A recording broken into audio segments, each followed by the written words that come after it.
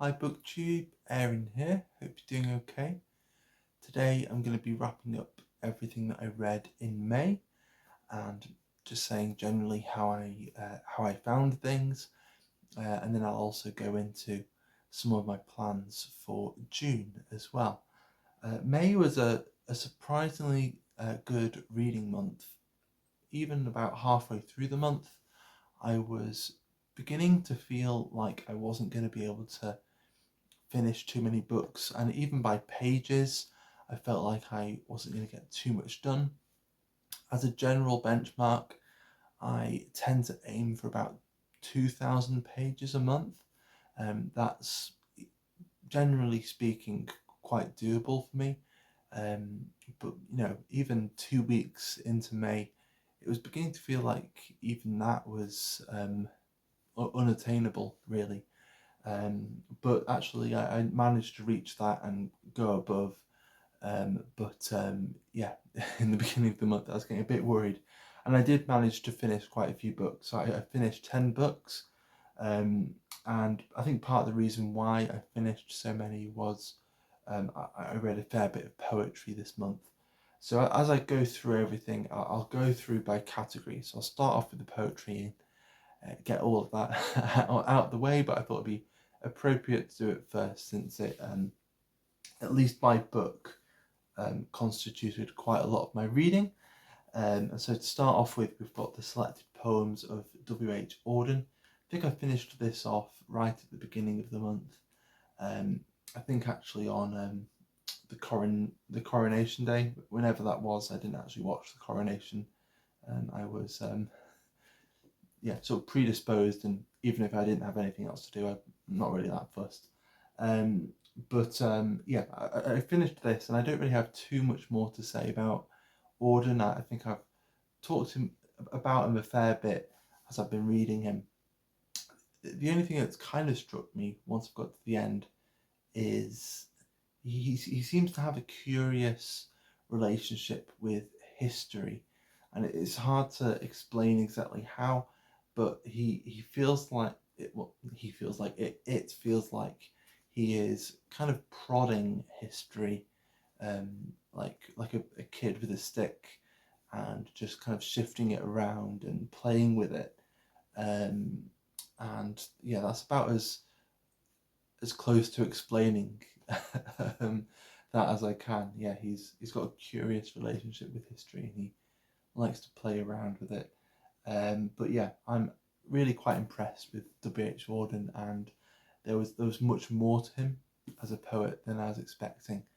And I think he has joined that list of poets that I'll just go back to every now and then, when sometimes in your reading, when you feel like you need to be refreshed a little bit.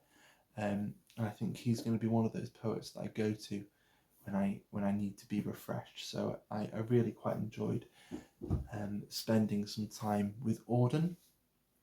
After Auden, I finished Hypnos by Rene Shaw. I read this more or less in one sitting, and it's a collection of prose poems taken from his journals while he was in the resistance during the Second World War, and they're very impressionistic, and much of them are just kind of day-to-day experiences and his reactions to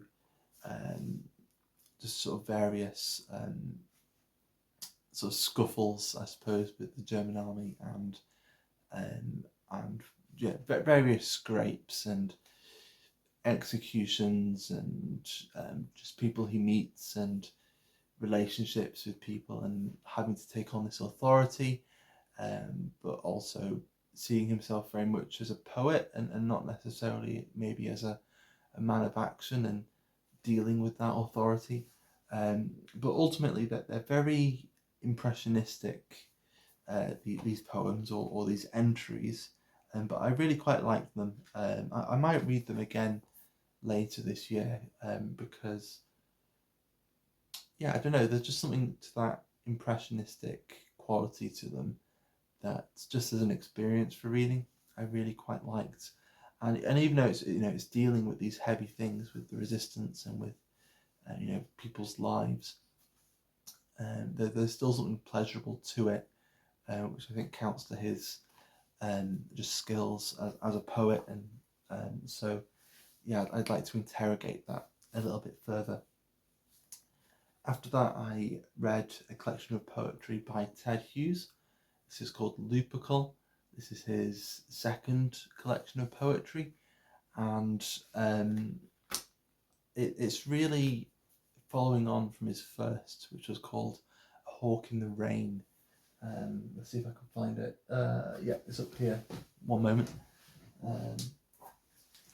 So this is A Hawk in the Rain, his first collection. I read this just over a year ago with David Wiley, and I was really impressed. So Ted Hughes is one of those poets that I encountered quite early on in my sort of poetry reading experience, and he really excited me, and he just got me into reading poetry.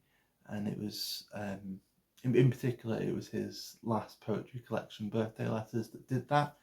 And although I'd read some of his earlier poems, I'd never gone back and read any of his earlier collections in their entirety. So reading The Hawk in the Rain with David a while ago, that was really, really fun. And for a debut collection of poetry, this is really, really strong. His poem, I mean, the title poem, The Hawk in the Rain, is really good. It's got his poem Wind, which I love. It's got a poem called The Thought Fox, which is one of his most famous poems. And then Lupercal is just very much carrying on in the same vein. Lots of poems, either involving the everyday lives of working men, or it's sort of nature poetry, but it's very much unromantic, and it's about the cruelty and the, I suppose, this kind of unrestrained elemental force that is nature. And I really quite liked it. It just, at this point, Ted Hughes is a poet whose voice is familiar to me, and his concerns are again quite familiar, and I find intriguing. So it's always quite comforting to come back to him, just because I'm used to him. And so I really enjoyed Lupercal, and again, it was one of those collections that I just read in one sitting. It's only short, it's only about 50 pages or so, or 60 pages, so it was quite doable. And then I read Averno by Louise Gluck. It wasn't that long ago that I read this for the first time, so this was a reread, and I just wanted to go back to it because I didn't feel like I'd got all that much out of it the first time through, and I wanted to kind of reevaluate her as a poet. And if anything, she might have gone down a bit in my estimation the second time through, at least this collection. This is all I've ever read of Louise Gluck, or Gluck, and I just felt like the way she structures her poems, she is creating a lot of space for certain words, or it feels like as you get to the end of a certain line, you're going to get a word with a lot of emphasis, and all you really get is empty space. And after a while, there was just something kind of deflating to that. So although the themes and her concerns in here are intriguing, it's about death and renewal, and trying to find some kind of comfort in the fact that, sort of death and destruction are just an everyday part of life. As a poet, I was a little actually quite underwhelmed by her, just because I felt like, yeah, it feels like she's building up to something, but all you get is kind of emptiness. But maybe that speaks to the theme that she's trying to express in that collection. And then the last collection of poetry that I read was this little collection by Vernon Watkins called Poems for Dylan, and I read this on on Sunday, so it's Thursday now as I'm filming this, and these are poems by Vernon Watkins, kind of expressing his grief for the loss of Dylan Thomas, but also celebrating his life. And they were quite good. They're not particularly, but there are one or two that are quite direct, and they're direct kind of reminiscences of certain events and memories. But yeah, others are more, I suppose, kind of abstract interrogations of grief and of loss and things like that. But I quite like him as a poet.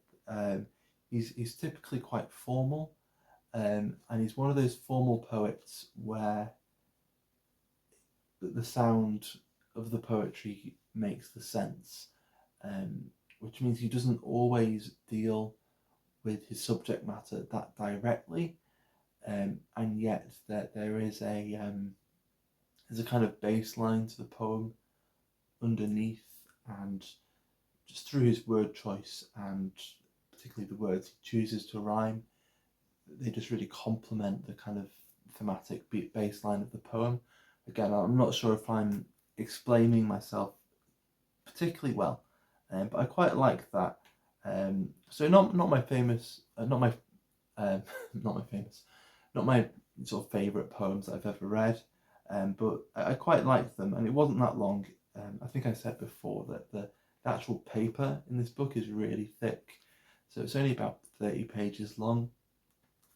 But maybe my favourite thing in here was the very first thing in here, and it was the obituary that Vernon Watkins wrote for Dylan Thomas in the Times after Thomas had died, and that was really quite touching, although I couldn't help but feel like Vernon Watkins had kind of been left behind by Dylan, and that he's somehow trying to use Dylan as a way to kind of bolster himself up. I know he was a fairly respected poet.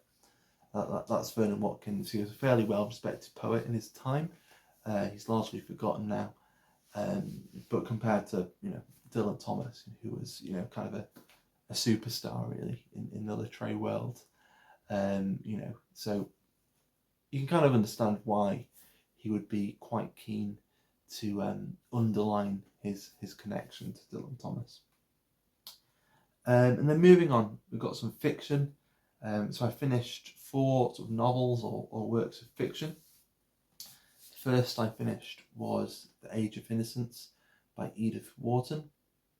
I talked about this a fair bit in a random reads video that I made, and that's a segment I'll try and make a little more regular on this channel. It'll take a little less pressure off these wrap-ups, and I can go a little more into depth about individual works. But I think this is one of the best books that I've ever read. Not the main character, but the Countess Olenska. I'm trying to remember her first name. Is it Helena? I think it's Helena Olenska. Is just one of those amazing figures who just don't fit in to the rest of the world, and they're just being made a scapegoat. And I feel like as the year goes on, that kind of character is going to be cropping up again and again and again in some of the books I'm going to be reading, and I'll get into that a bit later. But yeah, I really like this. Edith Wharton's writing is so warm and just lovely. It was hard to prize the book out of my hands. And then I finished the Book of Imaginary Beings by Borges, which I was kind of reading for Classics and Company. So Classics and Company were reading Borges's collected fictions, and I had kind of planned to read some of my favourite Borges stories, or to reread them, and eventually at some point this year I will try and make a video about my favourite Borges stories. I just keep getting distracted and I just do other things. But eventually I will make that video. But I was drawn to this book, and it's just such a curious book. It's like a little encyclopedia of imaginary animals from the Old Testament, from Greek and Roman mythology, from Chinese and Japanese mythology, from the 1001 Nights, from Kafka, from C.S. Lewis, from just all sorts of strange, amazing places, and it just makes you realise just I suppose just how important monsters and strange animals are to our culture, and to the way we see things and understand things, and the kind of symbolic resonance that they have. So this was really, really fun. Not necessarily a book to read all the way through, but I read it all the way through, and I'm sure I'll be dipping in and out of it for years to come. And then I read Alone in Berlin by Hans Fallada, which is a book I really want to get to this year, so I'm glad that I did. And like the Age of Innocence, I felt like it was just one of the best books that I've ever read. It's a story about Berlin in the Second World War, and that there are two writers that I feel like I can say that this kind of felt like. So the first would be Dickens, and that's for the scope of the narrative and the characters. There's just a great cast of characters, maybe not quite as large as the cast of characters in something like Bleak House, but quite a large, extensive group of characters, and they're fairly disparate, but they're all kind of connected, and there are these subplots that all kind of work together. And then the other writer it reminded me of was Dostoevsky, and that was mainly in this kind of bleak but not hopeless kind of feel to it. There's a kind of deadpan humour running all the way through the book, and that's one of the things that struck me really strongly. So this is a book about a guy who, after hearing about the death of his son in 1940, decides to start writing postcards, and these postcards have just very simple kind of slangy anti-fascist, anti-Hitler propaganda in them, and he decides to just drop them in random places and just see who reads them. And then the Gestapo get wind of it, and they're trying to work out who is dropping them off. That's the rough plot of the novel. And so it sounds very, very heavy, and it is very, very heavy, particularly at the end. But I was just struck by how funny it is as well, and particularly how funny some of the Gestapo characters are, which was, for an anti-fascist novel, you don't really expect to be laughing. In some instances at the Gestapo, sometimes kind of with the Gestapo as well, which was uncomfortable, but again, just unexpected. And yeah, just the deadpan humour in here is just really amazing. And so we've got this guy in his active resistance. The title, Alone in Berlin, is a little misleading almost, because the guy doing this isn't completely alone. He's in cahoots with his wife, and she's willing to take as much responsibility and as much risk in this as he is. I think the actual German title translates to something like Every Man Dies Alone or something like that, and I think the American edition of this is called Every Man Dies Alone. So I think that's actually a bit of a better title. But yeah, it's a really, really good book. And even though I was talking about the humour and stuff, I think the thing that sticks with you is the fear. And it is a novel just all about fear. Because that's what motivates so many of the characters, but also hinders a lot of characters and maybe hinders a lot of potential progress. In here, it's maybe the reason why the postcards don't make as much of an impact as our character hoped, why there isn't some kind of revolution or revolt. Instead, they're just getting handed into the Gestapo straight away. But it's, yeah, a really remarkable book. I don't want to ruin too much, but it was really readable and just really a really humane book as well, I felt. And again, even though it's quite heavy in its subject matter, there's still just an ounce of hope in there as well. So you don't finish it and feel totally deflated. There's still hope at the end, which was just really nice. And then the last book I finished was The House on the Strand by Daphne du Maurier. I don't have a physical copy to show you because I borrowed it from my sister, and it was pretty good. Out of the I think out of the novels that I read this month, it was probably my least favourite. But it's certainly not a bad novel. I still really quite enjoyed it. It's about a guy who his friend has agreed to lend him his holiday house, or his old family house over in Cornwall, on the condition that he helps him with some experiments, and he's developing a new drug. And it turns out that the effect of this drug is that it takes you back into the past.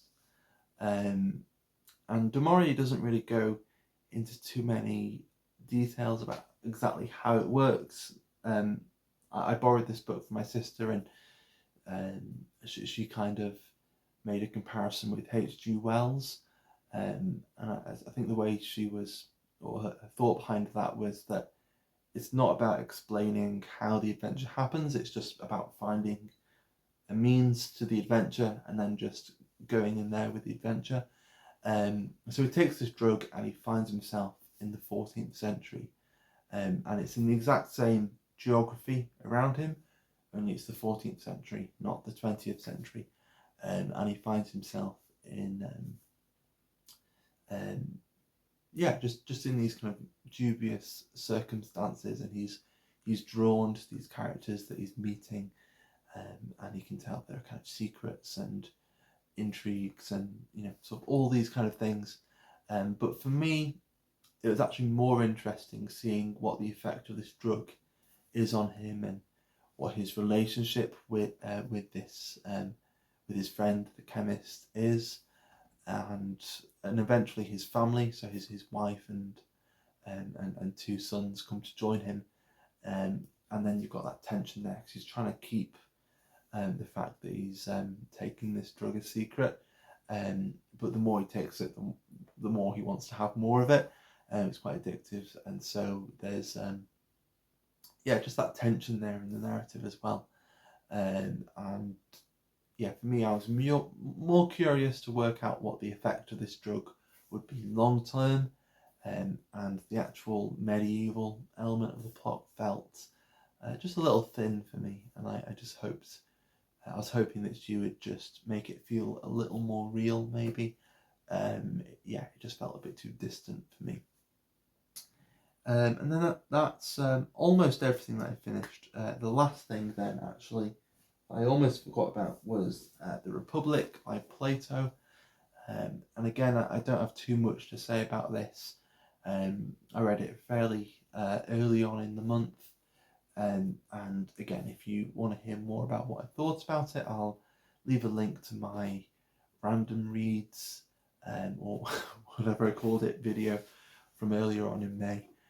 So you can hear more about what I thought about The Republic by Plato. But I'm intrigued to read more philosophy, and I did really quite enjoy it, even if I didn't particularly agree with everything. And then before I move on to my plans for next month, there's 3 things that are kind of ongoing. If you've been checking in on me over the last few months, it won't be much of a surprise. I've been reading a book about Istanbul by Bettany Hughes, and it's called A Tale of 3 Cities. I've been reading it on my Kindle, and I seem to remember reading a fair bit towards the end of April, and then for much of May I barely touched it, but I've been reading a bit more of it just the last few days, just at the very end of May, and it's been quite interesting.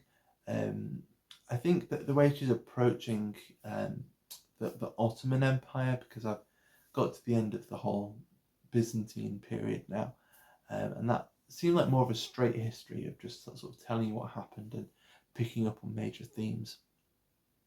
With the Ottomans, at least where I am at the moment, she seems to be interrogating sort of Orientalism and all of the stereotypes just for the Ottoman Empire from the sort of 1500s through to the 1800s. And then, interrogating them and maybe debunking certain myths and, sort of show you what it was really like, particularly the harems and the bath houses and things like that, which, had a very, kind of mysterious, kind of glossy kind of depiction, I suppose. In the West, so that's sort of mainly what's been intriguing me. But again, we'll see how we go, and I'm well past the halfway mark, so we'll just see where it goes from there. And I've also been reading Proust, and I read a fair bit of where am I up to now? I think it's volume 4, The Cities of the Plain.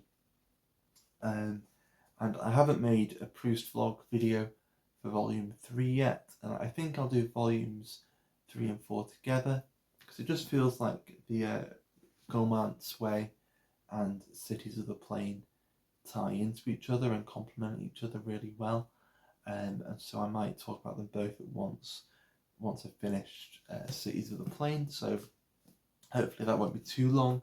I think I've got just over 100 pages or so to go in that volume.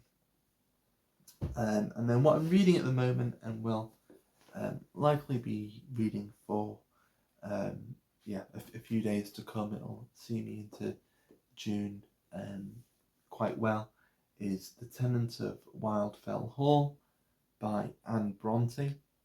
And I'd noticed that a lot of my reading has been sort of early 20th century literature, and actually sort of looking over the whole of the year, there's been a lot of 21st century stuff as well, and although there have been a couple of like romantic poets, and I've been reading some Sherlock Holmes stories, and I read Villette by Charlotte Brontë earlier in the year and stuff like that.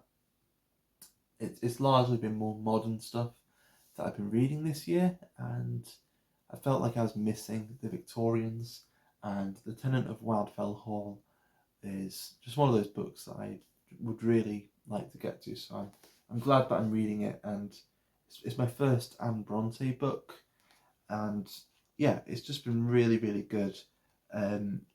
This has got the foreword from Anne at the beginning, or from Acton Bell, and there's just a bit at the end where she says, all novels are, or should be, written for both men and women to read, and I am at a loss to conceive how a man should permit himself to write anything that would be really disgraceful to a woman, or why a woman should be censured for writing anything that would be proper and becoming for a man. And I just thought that was brilliant, and she's kind of addressing, because that was to the second edition of the book, that little preface there. So she's addressing some of the controversy, I suppose, of some of the early reviews, just saying it was a bit vulgar and stuff like that. And she seems like a force to reckon with. And I'm about a third of the way through the novel, and yeah, I really like Anne. I feel like I would have got on with her quite well. And so that's everything that I've read and the things I'm reading at the moment that will carry me through into June. And then I'll go into what I want to be reading in June.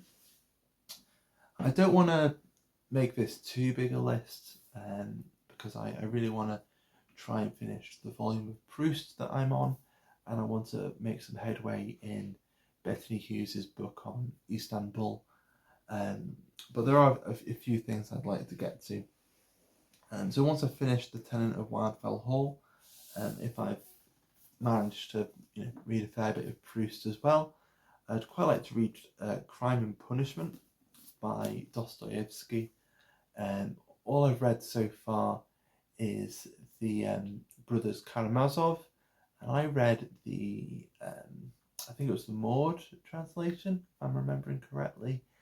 And this is the Michael Katz translation of Crime and Punishment.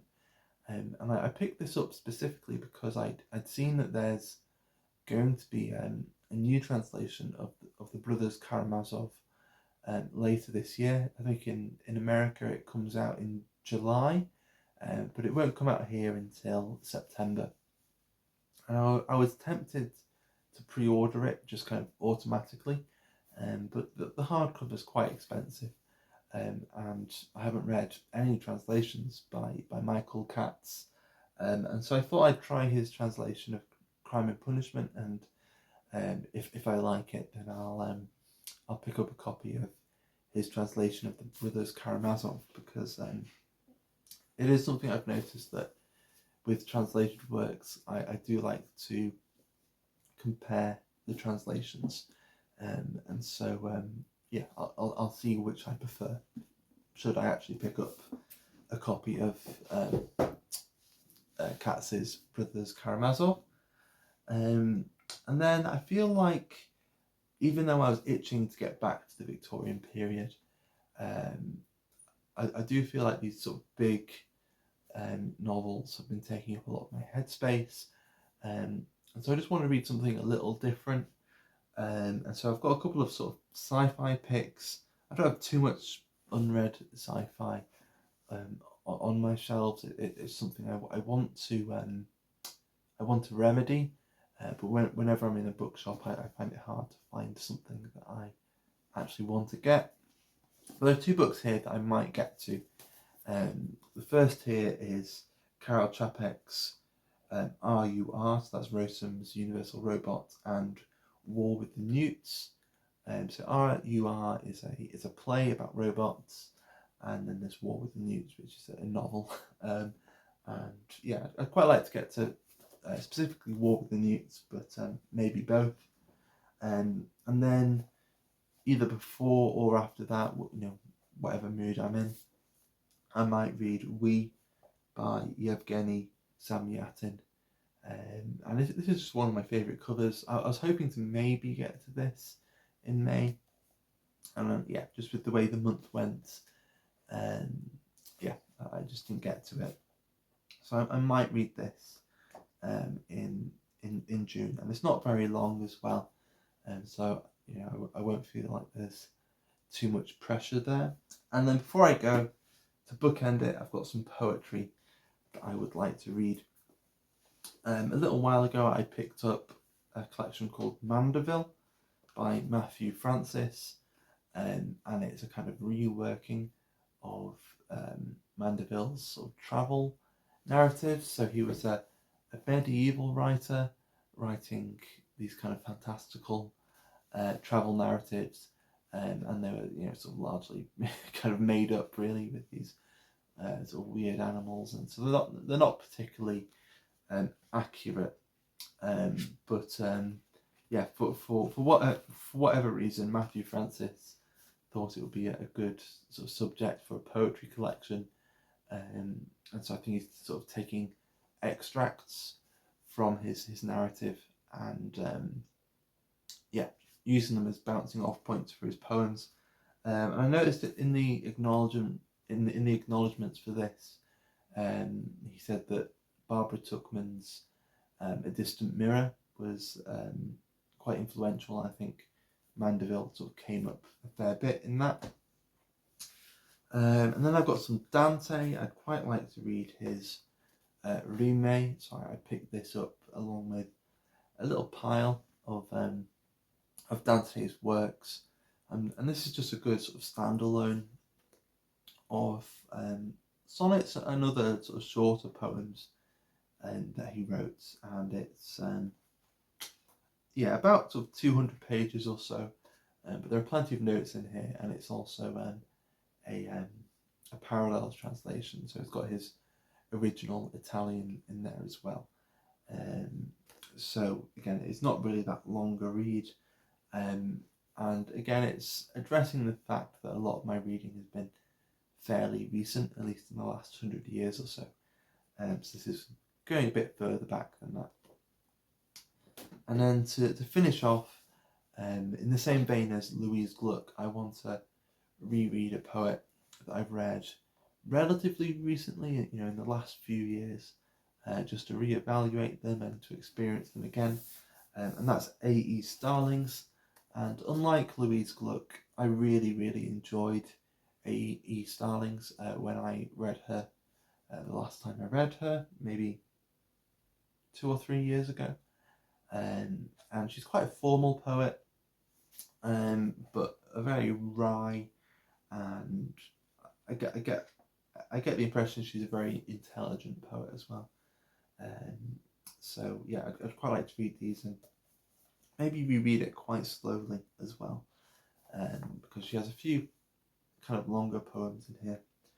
But there we go. That's pretty much all of that. I have no idea how long this has been. It feels like I've been talking for some time now, so apologies if it's been a bit of a ramble. But there we go. I'll end the video there. I hope this hasn't been too long, and I hope you're doing well, and that June is a really good month for you. Okay, take care, and thanks for watching. Bye bye.